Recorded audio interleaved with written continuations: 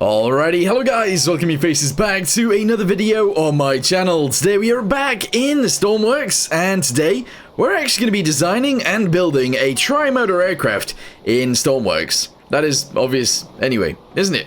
So, there are actually a few real-life versions of TriMotor planes. One is a forged TriMotor, and another one that I could think of is a JU-52. I think I like the JU-52 looks a little bit more, but yeah, we're going to go ahead and see what we can actually come up with, and we're going to try and build one. Let's go ahead and start building. Okay, we got to start building very soon, so how about we try and figure out how big our plane is going to be. So because it's going to be a TriMotor thingamabobby, how about we actually start by building an actual engine? So we want this thing to be really underpowered, or like kind of underpowered. So what we'll do is we'll get ourselves engine thingamabobbies, these guys, and we'll only have like 6-cylinder engines, something like that. But they will be a little bit longer, just because reasons. There we go. And we will add a clutch to the front, obviously, because that makes sense. We'll add the stuff to the back, one of these guys. In fact, actually, we'll do this. And we'll add the cylinders all the way around as well. So 1, 2, 3, 4, 5, 6. You know what? Let's have 8-cylinder engines.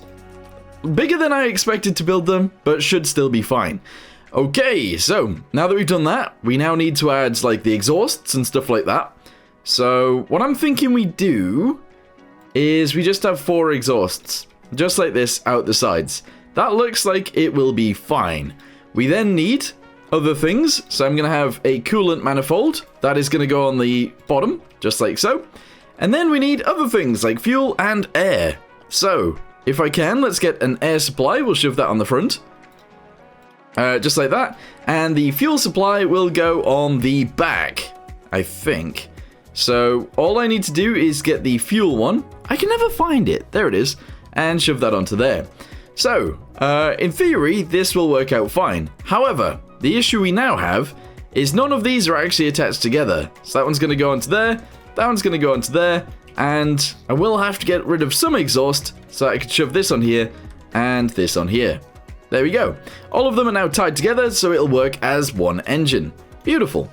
Alright, so from there, what do we want to do? Well, let's go straight to pipes. There we go. Shove this guy onto here on both sides. And essentially, I'm going to add a heat thingamabobby straight onto there. A radiator, of course. There we go. It is currently on the wrong way around, so if we turn it around, shove it onto there, that looks like it'll work out fine. Alright, so this is our current situation. What I'm going to do now is go to pipes. Yes. I want to grab one of these guys, and I want to shove it onto there like that. I then want essentially 8 outputs. So one of them is obviously going to go here. That's 1, 2. There we go. We now need another one of these. There we go. And one of these. There we go. So now we've got 8 outputs for each of the cylinders. That does make sense, right?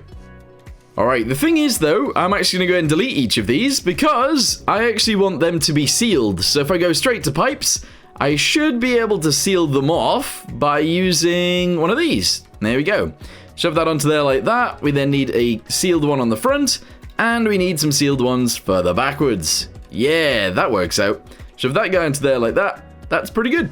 I do think this engine's probably bigger than what I need, but that's fine. So now that we've done that, I actually kind of want to introduce this guy to the top, but that makes things a little bit less interesting. So actually, let's do this, and then we'll shove one of these guys on the top just like that. And I think I am actually going to have more squared off engines than I expected, but that's probably fine. On the bottom, I'm going to use these guys. There we go. Awesome. And that's our engine, kind of. Alright, I've added certain things to the outside of this, and I don't know whether it looks better or worse, but that's what we're going with. That looks super weird. Like, really, really weird. Maybe if I actually had one of these guys down the sides, that won't look too bad, but, yeah. Not sure how I feel about this thing right now. Let's just continue anyway. So, essentially, there'll be 3 of these. Let's go to air really quickly. I am going to shove these guys on the sides of this. Essentially pointing backwards if I can. So 1, 2, 3, 4. And then obviously there's some on this side too. It's weird. It should work. You know what? Maybe that looks better. I don't know. It looks a little bit like a turbine engine, which is not something I was really going for. The other thing that I would like to actually explore is whether adding this to it instead would actually make it look better or make it look worse. So if I shove that onto there, I think that probably looks better actually. Yeah, we're gonna go with that. Oh, and I need some sort of air inlet too, so that's actually gonna go on the front right there, if I can. So if I type in air again, is there anything that's just gonna fit in there that doesn't look so out of place? An air filter definitely looks out of place in the start of an engine, or in the front of an engine. Maybe one of these actually wouldn't look too bad. Maybe if I do that. Yeah, it looks weird, but we can keep it. Alright, we now need a gearbox, so I've shoved one of those on there. We're probably gonna go with, like, I don't know, 3 to 2, that's fine. And we're going to go ahead and shove a propeller straight onto there. Rotor end light is what we're going to be using. Shove that guy onto here like this. There we go. And I don't know, maybe 2 blades? That seems like it would actually be pretty good. So let's go down to 2. Blade length. It already looks about right, to be fair. So we're going to leave it just like that. Yeah, that looks cool. Oh, I didn't think about this before either, but we're going to need some temperature sensors. So we only really need one of these, but I am going to add 2 just because it'll go on both sides and look symmetrical. So that's on there as well now. Yeah. Let's go and spawn this in, see how big it is. Alright, that is upside down, but it's not very big, which is perfect. Okay, so what I'm going to try and do now is paint it just a little bit, and hopefully we can make it look nicer by doing that. So we'll shove those guys onto there like so. We're then going to do like this grayish color around the outside, trying to make it look silvery around the shroud. I think you would call this thing a shroud. And then on the inside, I'm going to go ahead and paint it darker. So everywhere where it's not going to be painted gray is going to be painted dark gray. And shove those guys onto there like that. That is pretty awesome. Yeah, this will work. Alright, so now what we need to do is figure out actual fuel. What I'm going to do before we do anything actually is type in engine. We are going to need a starter, so I'm going to shove one of those on there like that. And fuel tank, we're just going to go straight in with a tank just to try and make this thing work. So shove one of these guys onto there like this, and that is it. Oh, I need to paint this piece too. Bosh and bosh. Okay, good. The other thing that we are going to need to do is add weight blocks to our test bed. Yeah. So lift this thing up a little bit. There we go.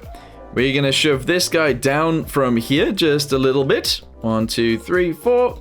And we're going to do this. So, oh, maybe 5 actually. There we go. Shove that guy forwards. Make a floor out of this. There we go. Go backwards from there and make a floor out of that too. And that's probably fine. But we are going to add more. Just in case. There we go. So this is our engine test bed. Is it going to run?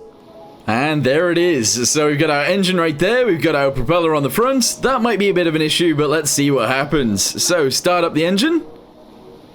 Okay. Throttle up a little bit. And that's it.